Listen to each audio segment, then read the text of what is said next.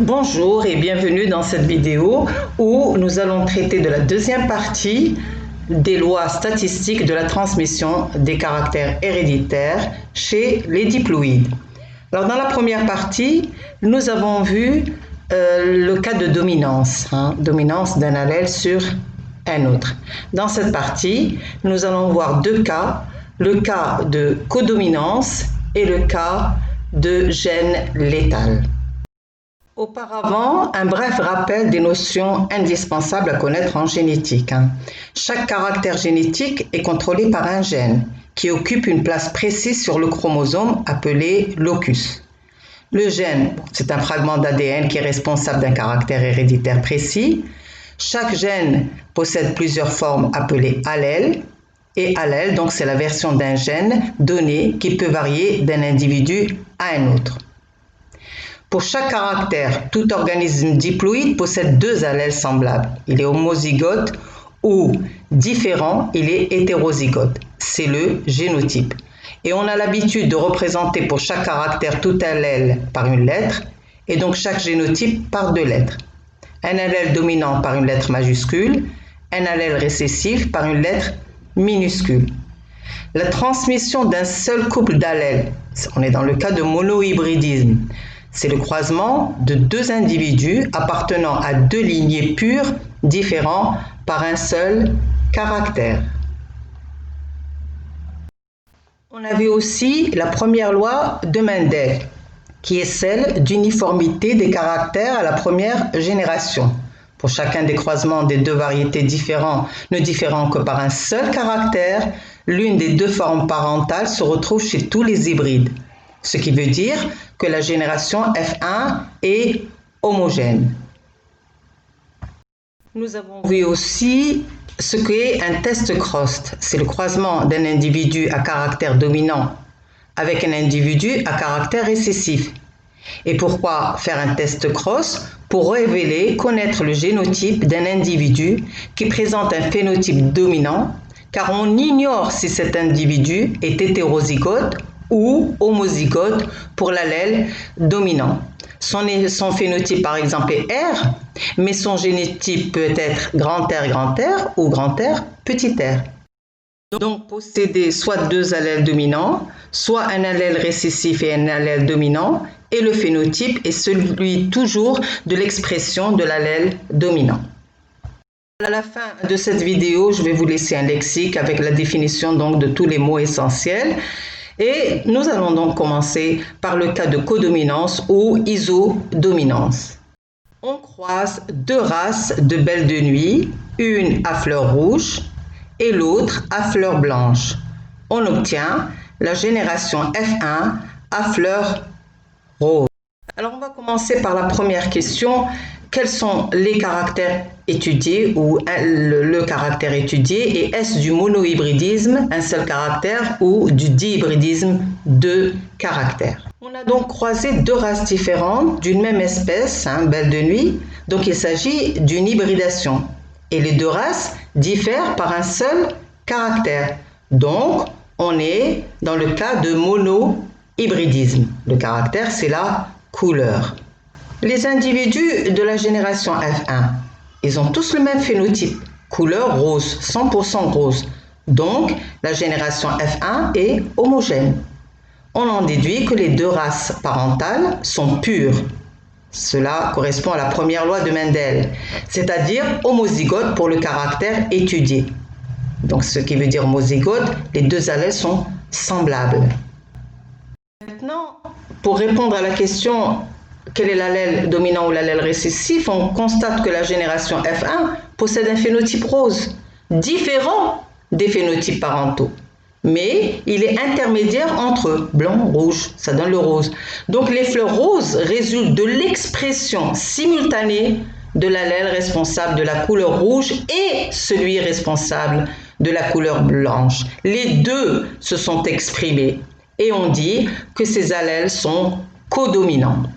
L'allèle alors responsable de la couleur rouge sera symbolisé par R majuscule et celui responsable de la couleur blanche par B majuscule aussi, puisqu'ils sont codominants. On réalise un deuxième croisement.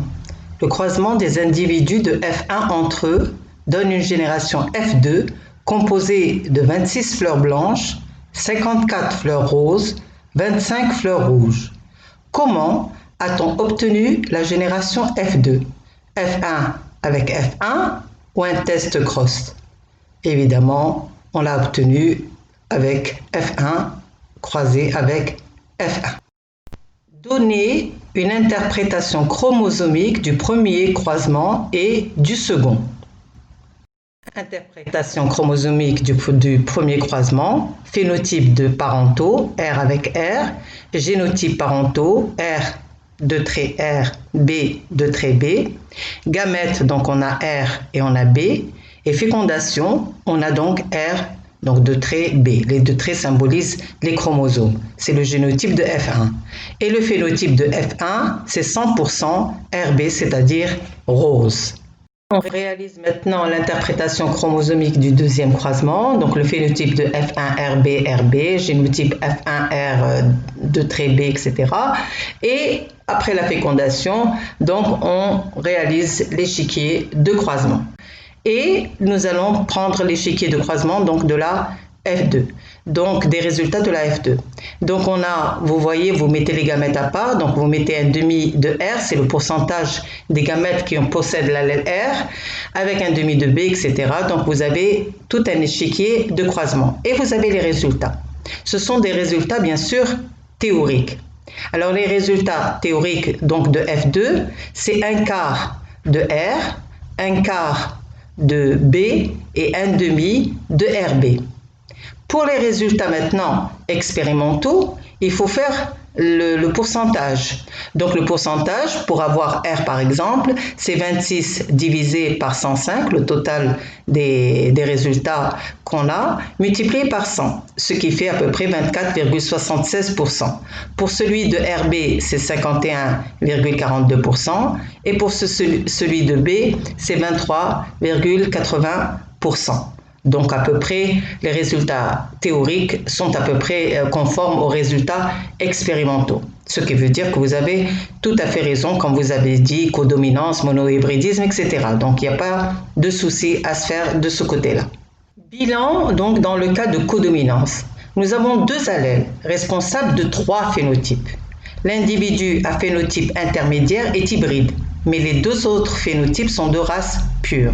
Le croisement entre deux hybrides donne trois phénotypes, un quart de R, un demi de RB, un quart de B. Ce sont des résultats que vous devez connaître. Et pas besoin de test cross, puisque le phénotype reflète le génotype. Il est temps maintenant de parler de la deuxième loi de Mendel, ou loi de ségrégation des caractères, ségrégation des allèles, ou loi de pureté des gamètes, ou loi de disjonction. La deuxième loi donc de Mendel, les gamètes sont purs, c'est-à-dire qu'ils ne portent qu'un seul allèle de chaque gène.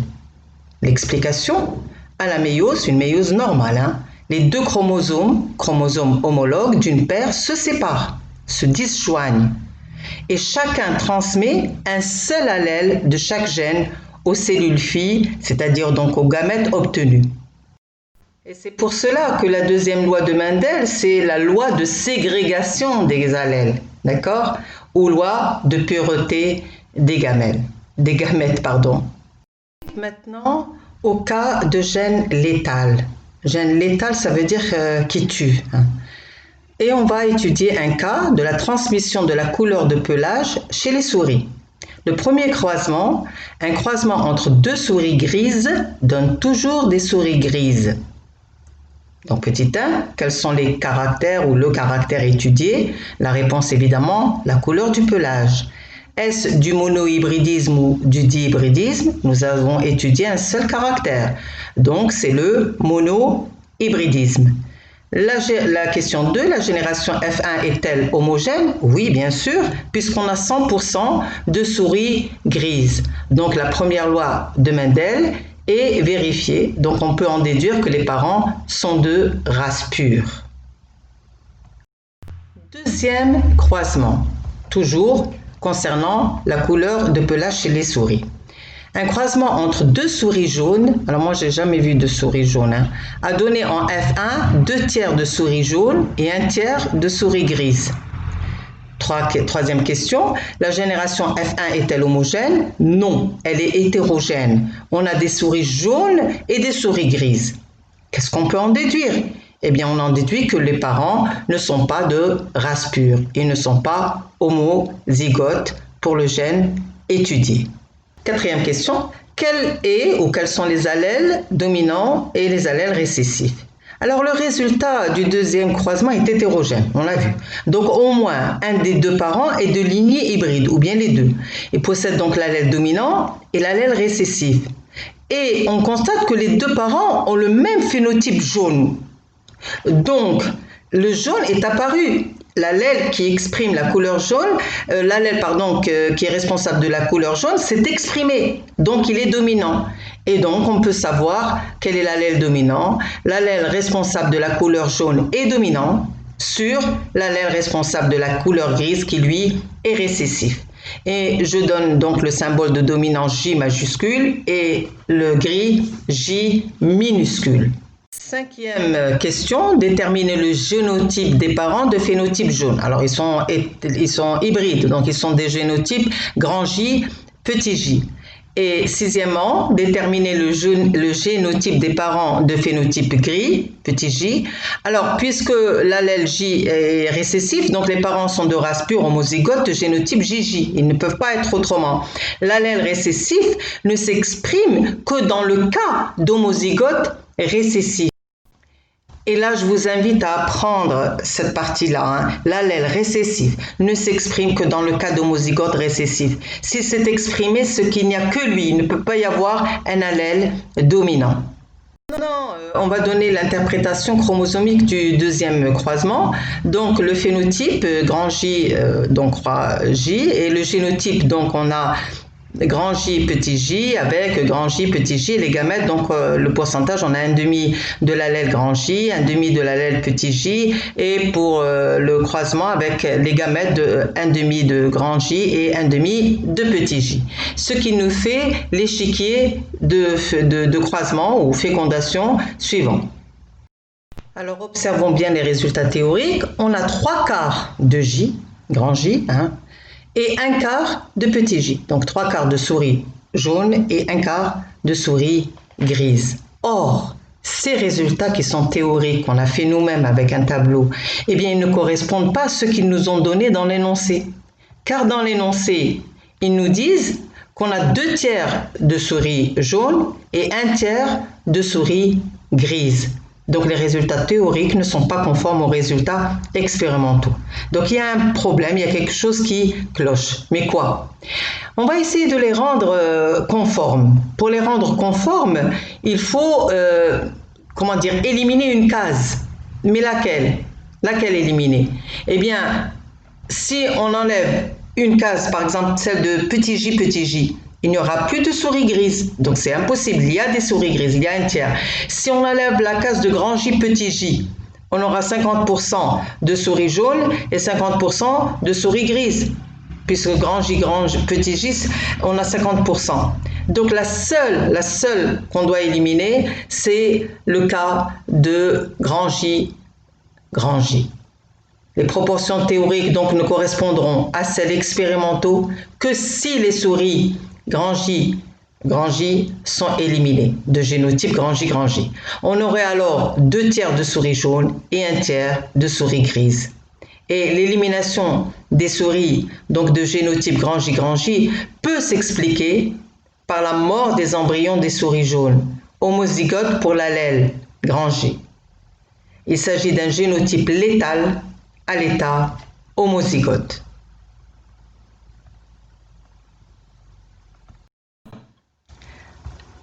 Bilan. Dans le cas d'un gène létal, le croisement entre 2 hybrides donne des résultats sous forme 2 tiers de phénotype dominant et 1 tiers de phénotype récessif. Les résultats expérimentaux et théoriques ne sont pas compatibles. Alors, je vais vous laisser avec un exercice pour vous entraîner. Chez le poulet, plusieurs mutations ont été mises en évidence. Parmi celles-ci, la mutation patte courte. est à l'origine de pattes de taille inférieure à la normale. En croisant entre eux des poulets à pattes courtes, on obtient toujours dans la descendance des poulets à pattes courtes et à pattes normales, dans les proportions de 2 poulets à pattes courtes pour un poulet à pattes normales. En outre, environ un quart des embryons meurent avant l'éclosion. Expliquez rigoureusement les résultats obtenus. Alors faites cet exercice. Si vous avez des problèmes, laissez-moi des commentaires pour que je puisse vous aider. D'accord? Maintenant, on va donner quelque chose quand même un petit plus si vous voulez, une culture scientifique pour la couleur des yeux. La couleur des yeux est gouvernée par plusieurs gènes. Mais pour la couleur par exemple de l'œil brun ou les yeux bleus, eh bien il y a un gène qui est sur le chromosome numéro 15 qui contrôle. Le gène responsable de la coloration dominante de l'œil est situé sur le chromosome 15 et il en existe 2 allèles. Le premier détermine la couleur brune et noire, allèle dominant, et le second la variété de couleur bleue, donc c'est l'allèle récessif. Et comment passe-t-on du génotype au phénotype, c'est-à-dire donc du gène au phénotype couleur des yeux? Les gènes allèles de la couleur des yeux contrôlent la quantité de mélanine qui est une protéine dans l'iris de l'œil. Un œil brun, donc c'est le phénotype ou caractère, communément appelé caractère, est la conséquence d'une présence importante de mélanine, qui est une protéine due elle-même à une enzyme, protéine. Alors, cette protéine, elle est synthétisée grâce à quoi? Grâce au code génétique. Vous vous rappelez, l'ADN. On passe de l'ADN à l'ARN, de l'ARN à une protéine, et la protéine est responsable d'un caractère ou phénotype donné.